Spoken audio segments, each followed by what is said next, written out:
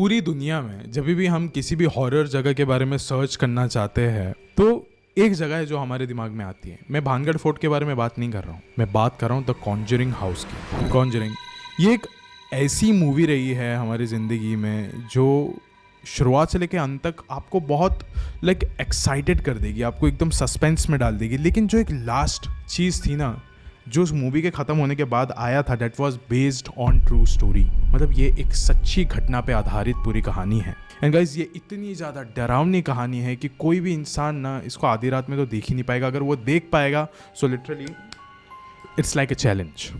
And जब मैंने भी इसके बारे में और सर्च किया था कि कॉन्जरिंग यूनिवर्स में बहुत सारी चीज़ें, कॉन्जरिंग यूनिवर्स में एनाबेल डॉल के बारे में बताया जाता है, द नन के बारे में बताया जाता है, बहुत सारी चीज़ें। लेकिन जब मैंने इसके बारे में सर्च किया तो ये सब का कोई भी नाता नहीं था from the Conjuring part 1। And guys Conjuring part 1 में जितनी बातें बताई गई थी सिर्फ उतनी बात नहीं थी, और भी ज़्यादा बातें थी जो कभी भी जनता के सामने लाए नहीं गए। लोगों को ऐसा लगता था कि मूवी में इसको दिखाया जाएगा तो और भी इंसान डर सकता है। लेकिन यहाँ पे मैं वो सारी बातें आपको बताना चाहता हूँ कि कैसे पैरेंट फैमिली उस घर में सालों साल तक रही है। ऐसा नहीं था कि बस कुछ दिनों के लिए रही है और वहाँ से निकल गई, जैसे कि असलियत में मूवी में बताया गया है। काफ़ी सालों तक रही थी वो वहाँ पे। उनको पता था कि उस घर में क्या हो रहा है, हर एक चीज़। उनका जो स्ट्रगल था, उनका जो खौफ था, वो आज इस वीडियो में मैं उतारने की कोशिश करूंगा। लेकिन ये वीडियो शुरू करने से पहले ऐसे ही और horror, mysterious and historical videos देखने के लिए प्लीज़ सब्सक्राइब कर दीजिए मेरे इस चैनल को। एंड गाइज प्लीज़ कर दीजिए सब्सक्राइब, क्योंकि हम लोग 1 मिलियन सब्सक्राइबर के बहुत ही ज़्यादा नज़दीक है। एंड गाइज आज इस वीडियो में मैं चाहता हूँ कि आप लोग प्लीज़ लाइक का बटन भी दबाइए एंड प्लीज़ कमेंट में भी बताइए कि आपको ये वाला वीडियो कैसा लगा, या फिर आप क्या सोचते हो इस कॉन्जरिंग यूनिवर्स के बारे में। अब ये कहानी शुरू होती है।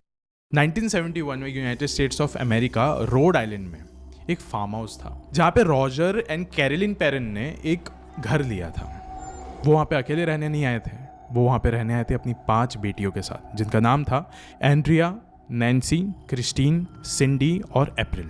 ये एक कंप्लीट फैमिली थी। मतलब ये जो पेरेंट फैमिली थी ये अपने आप में ही काफ़ी खुशी रहना चाहती थी, काफ़ी खुश मिजाज के लोग थे ये लोग। कभी भी ऐसा नहीं था कि इनको कोई भी किसी भी किस्म का उनको कोई भी तकलीफ था। They were really a very good family. And इसी कुछ रीज़न के वजह से रॉजर चाहता था कि अगर हम लोग को हंसी खुशी रहना है तो हम लोग एक बड़ा सा घर ले सकते हैं जहाँ पे हम सब लोग प्यार मोहब्बत से रह सकें। और उन्होंने वाकई में वो चीज़ लिया उन्होंने वो घर। एंड ये शायद से उसी घर के पहले दिन के शाम के आसपास की बात है जब रॉजर उस घर के गेट के पास खड़ा था एंड वहाँ पे उसको एक आदमी मिला जो कि उसी घर का एक्स ऑनर था। उस इंसान ने कहा कि ये घर आई होप आप लोग को काफ़ी ज़्यादा अच्छा लगे, लेकिन बस भाई साहब एक बात बोलनी है आपको, सब कुछ अच्छा है घर में, बस कभी भी सोने से पहले यहाँ पे लाइट्स मत ऑफ करना। फिर रॉजर ने कहा ये क्या बकवास कर रहे हो आप, सोने से पहले एक इंसान अगर लाइट नहीं ऑफ करेगा तो वो सो कैसे पाएगा। फिर उसके बाद उसने कहा वो सब मुझे नहीं पता, इसका असली कारण क्या है वो तो मुझे नहीं पता, लेकिन आप फिर कभी सो नहीं पाओगे। अगर आपने लाइट्स ऑफ करी तो आप सो नहीं पाओगे, और बात बस इतनी है कि बस लाइट्स ऑफ नहीं करना।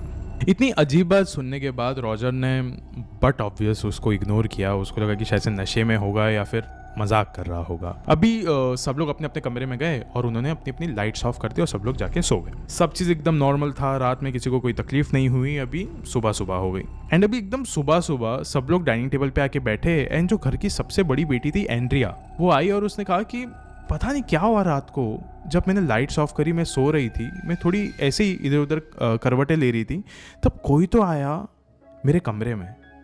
जो चादर थी मैंने अच्छे से नहीं ले रखी थी, वो लेकर उसने मेरे ऊपर अच्छे से ओढ़ा और ऐसा लगा वो आके मुझे सुलाया किसी ने तो। लेकिन मम्मी पापा वो आप दोनों में से कोई भी नहीं थे, कोई तो आया था जिसने ये सारी चीज़ें करी है। फिर डाइनिंग टेबल में जितने लोग बैठे हुए थे सब ने कहा ये तो हमारे साथ भी हुआ है। सारी लड़कियों ने यही बात कही कि हमारे साथ भी एग्जैक्टली यही चीज़ हुई है कि कोई आया हमारे कमरे में आके हमको सुला के चला गया। कौन हो सकता है? अब जो यहाँ पे रॉजर था उसको लगा कि अभी नया नया घर है, इसके लिए लड़कियाँ सब एकदम छोटी छोटी हैं, उन लोग को बस ऐसा महसूस हो रहा है। बल्कि घर का दरवाज़ा तो हमेशा बंद रहता है, जो आप बाहर वाला गेट है वो भी बंद रहता है, तो अंदर आएगा कौन?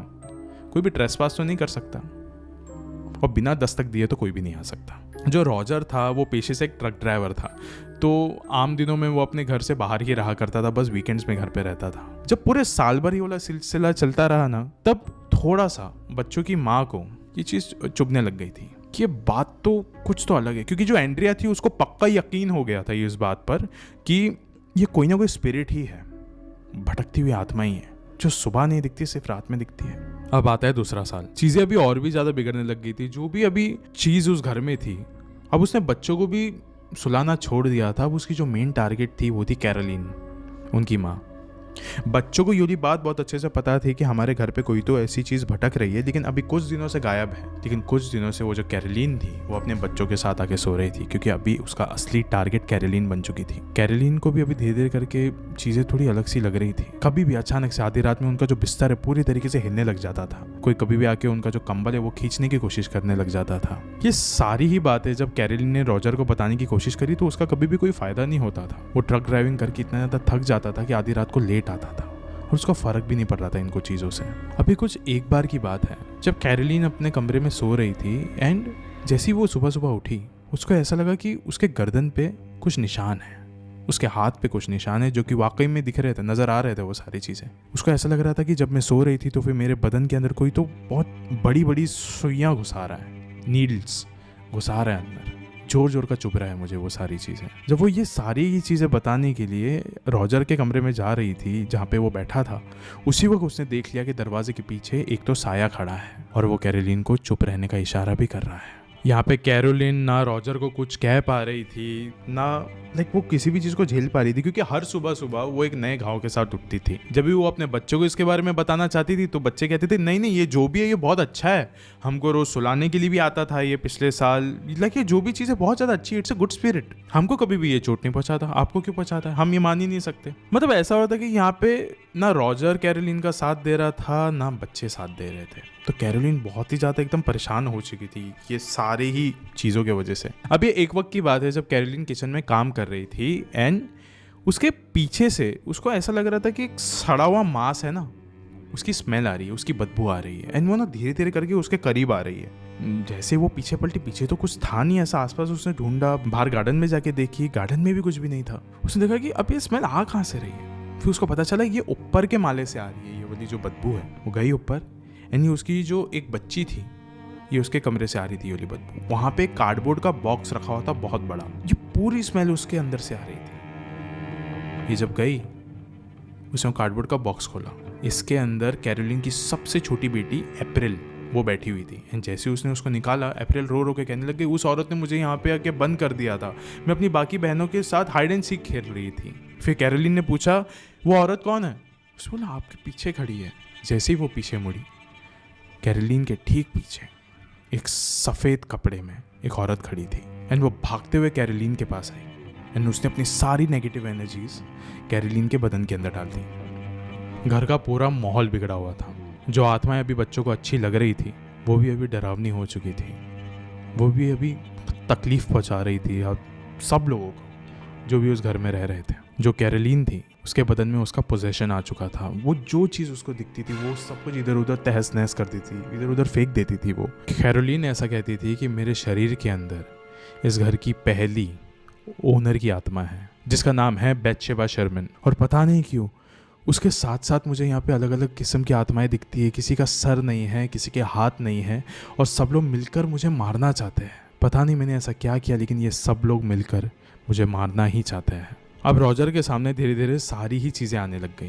धीरे धीरे करके उसको समझ में आने लगा कि मेरे गैर मौजूदगी में यहाँ पे सारी चीज़ें होती रहती हैं। उसने अभी ये चीज़ सोच ली थी कि अब चाहे कुछ भी हो जाए मैं घर नहीं छोड़ूंगा, मुझे यहाँ पे बैठ के सबकी रक्षा करनी पड़ेगी। अभी एक बार की बात है जब रॉजर अपने एक बेटी के साथ बैठा हुआ था, उससे बात कर रहा था। फिर अचानक से वो लड़की उठ के एक दीवार के पास जाके खड़ी हो गई। रॉजर ने पूछा ये क्या कर रहे हो? फिर उस लड़की ने कहा कि इस दीवार के उस पार 7 सोल्जर्स की आत्माएं हैं, वो अक्सर मुझे उस पार बुलाते हैं लेकिन मैं कभी जा नहीं पाती। मैं हमेशा इस दीवार के इस पार ही रहती हूँ, कभी भी वहाँ नहीं जा पाती। उस वक्त से रॉजर ने ये चीज़ सोच लिया था कि ये हर किसी के दिमाग के साथ खेल रही है ये आत्मा, हर किसी को नचा रही है ये आत्मा, तो जल्द से जल्द मुझे कुछ करना पड़ेगा। तो उन्होंने जल्द से जल्द एडन लॉरेन को संपर्क किया। ये जो एडन लॉरेन है ये बहुत ज़्यादा फेमस है। आपने इनको कॉन्जरिंग यूनिवर्स के हर एक मूवीज़ में देखा होगा, like Conjuring 1, 2, then Devil Made Me Do It, फिर आपने नन में भी देखा है इनको। लेकिन गाइस एक बात कहना चाहूँगा, ये जो कॉन्जरिंग ये जो हाउस है ना, इसका जो ये केस था ये एडन लॉरेन के लिए बहुत ही ज़्यादा स्पेशल था। जब लॉरेन पहली बार इस घर के अंदर कदम रखी थी तो वो सबसे पहले उसने अपने 2 कदम पीछे ले लिए थे, बिकॉज उसको पता था यहाँ पे एक आत्मा नहीं भटकती, यहाँ पे ढेरों सारी आत्माएं हैं। बहुत सारी आत्माएं हैं यहाँ पे, बहुत ज़्यादा तकलीफ होने वाली है। लेकिन जब वो उस घर का केस स्टडी कर रही थी, उसको पता चला ये जो कैरोलिन है ये एक माँ है और लॉरेन खुद एक माँ थी। और उसको पता है कि उसकी बच्ची पे अगर कभी कुछ ऐसी आँच आएगी तो उसको कैसा महसूस होगा। और यही कुछ रीज़न है जिसकी वजह से जो लॉरेन थी उसने एड को कन्विंस कर दिया था कि हमको ये वाला केस लड़ना ही चाहिए, हमको ये करना ही चाहिए। फिर उसके बाद जाके एड एंड लॉरेन दोनों ने ये वाला केस एक्सेप्ट कर लिया। जैसे कि मैंने आपको कहा कि ये जो कैरोलिन थी ये अभी पोजेशन में आ चुकी थी। एंड जो एड एंड लॉरेन थे उनको भी ये वाली बात बहुत अच्छे से पता था कि यहाँ पे घर पे अगर कोई पोजेस्ड है तो वो है कैरोलिन।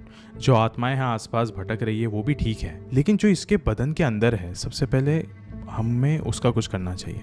एड ने कहा कि अभी हमें सेहांस की तैयारी करनी चाहिए। सेहांस एक रिचुअल होता है जिससे कि आप किसी के भी शरीर के अंदर की आत्मा से बात कर सकते हो जो कि अलग आत्मा है। एंड फिर उसके बाद क्या किया गया कि कैरोलिन के अंदर पोजेशन है, उसको उठा के उस घर के बेसमेंट में लेके गया। ये दोनों जो पैरानॉर्मल इन्वेस्टिगेटर्स थे, एड एंड लॉरेन, एंड थोड़े बहुत परिवार वाले भी थे। अब नीचे लेके जाने के बाद लॉरेन ने उसको बहुत सारे सवाल पूछे सेहांस करते वक्त, लेकिन वो इतनी ज़्यादा ताकतवर आत्मा थी कि उसने कैरोलिन को उसी चेयर के साथ उसने हवा में उठा लिया था। ये वाली चीज़ का विटनेस रॉजर तो वहाँ पे कर ही रहा था, एड एंड लॉरेन तो कर ही रहे थे, लेकिन उसके साथ साथ एंड्रिया ने भी किया जो कि उस घर की बड़ी बेटी थी। ये सब कुछ करने के बाद वो घर पे कुछ अलग ही चीज़ें हो रही थी। आसपास जब ये सेहांस हो रहा था उस समय लाइट्स फ्लिकर किए जा रही है, चीज़ें आसपास नीचे गिरी जा रही है। तब लॉरेन को पता चल गया this is not a easy job. ये आसानी से नहीं होने वाला, ये आसानी से इसके बदन से बाहर नहीं निकलेगी, ये इसकी जान लेकर रहेगी। वॉरेन चाहते थे कि वो लोग कैरोलिन के ऊपर एक एक्सॉर्सिज्म करें, लेकिन रॉजर इस बात से बिल्कुल भी नाखुश था, उसकी मंजूरी बिल्कुल भी नहीं थी। उसने कहा कि आपको जो करना है करो, या आत्मा की मैं सारी बातें मानने के लिए रेडी हूँ, लेकिन मैं अपनी पत्नी को कैरोलिन को एक्सॉर्सिज्म से गुजरता हुआ बिल्कुल भी नहीं देख सकता हूँ। वो इसमें सिर्फ तड़पते ही रहेगी और वो चीज़ मैं बिल्कुल नहीं देख सकता।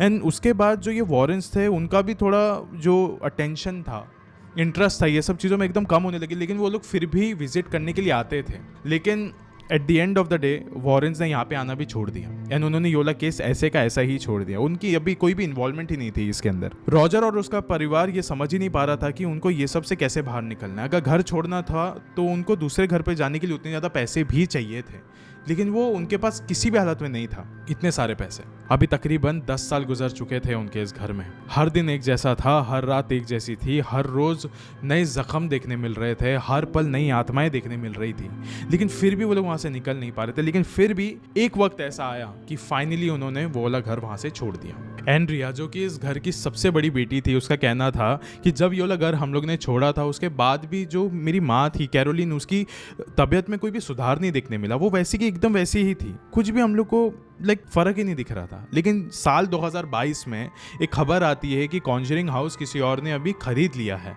एंड खरीदने के बाद उस इंसान ने कहा कि मुझे लगता है कि ये जो पेरेंट्स ने जो भी बातें यहाँ पे कही है वो सारी चीज़ें झूठ है, ये कोई ना कोई साइकोलॉजिकल प्रॉब्लम हो सकता है उन लोगों को, ये सारी बातें झूठ है। लेकिन उसने एक बात ज़रूर कही थी कि हाँ, इस घर में किसी ना किसी के होने का एहसास तो ज़रूर होता है। अब उस घर में एग्जैक्टली क्या हुआ है ये किसी को भी नहीं पता।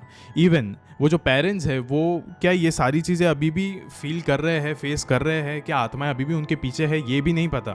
लेकिन एक चीज़ पता है कि ये जो कहानी है ये इस दुनिया की सबसे खतरनाक कहानी है। आज इस वीडियो के अंत में मैं सिर्फ इतना ही कहना चाहूँगा, ये जो भूत पिशाच जिन्नात ये सारी चीज़ें होती हैं ना, ये किसी न किसी इंसानों से जुड़ जाते हैं, किसी न किसी जगहों से जुड़ जाते हैं, और एक बार अगर वो आपसे जुड़ जाते तो फिर वो कभी भी आपका पीछा नहीं छोड़ेंगे। कुछ भी कर लो वो आपका पीछा नहीं छोड़ेंगे। और शायद यही सारी चीज़ें पेरेंट्स के साथ भी हुई कि वो उस घर में चले गए जिस घर में ऑलरेडी वो जो आत्माएं थी उनका एक इतिहास था, और वहाँ पे एक ऐसी औरत चले गई जो कि इतनी ज़्यादा कमज़ोर थी कि वो सारे आत्माओं को अपने अंदर बसा सकती थी, और अभी सारी आत्माएं उसके अंदर रहती हैं। हो सकता है, इसका कोई सबूत नहीं है, ये वो सारी चीज़ें हैं जो कि कहानियों में अभी उड़ रही है। लेकिन गाइस ये जो कहानी है सच में बहुत ज़्यादा डरावनी। अगर ये कहानी आपको थोड़ी भी डरावनी लगी तो प्लीज़ इस वीडियो को लाइक करो एंड अपने दोस्तों के साथ ऑफकोर्स शेयर करना, और मुझे ज़रूर कमेंट्स में बताना कि आपने कभी कोई हॉरर एक्सपीरियंस किया है।